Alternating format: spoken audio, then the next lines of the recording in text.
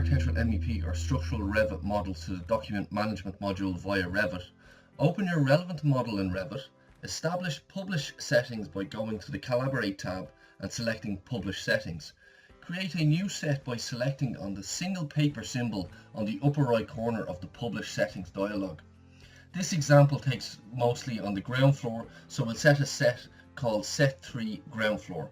Included in this set are View, Floor Plan, Ground Floor, our Sheet A101 Ground Floor and 3D View Ground Floor.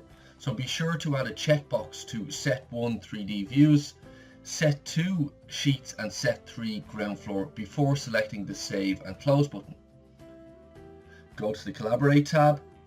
When the Collaborate dialog box appears, select in BIM 360 Document Management, then click OK.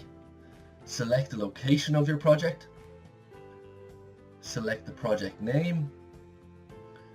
Select project files. Select the architecture folder for your architectural Revit model or the relevant folder.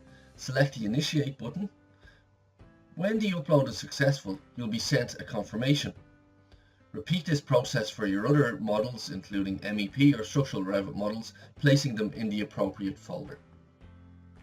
When the dialog appears with the 3 green symbols beside it, you know it's been successfully initiated. You can then access your document management module using your web browser, log into your BIM 360, and then navigate to your architectural folder where you placed your 3D or your model file.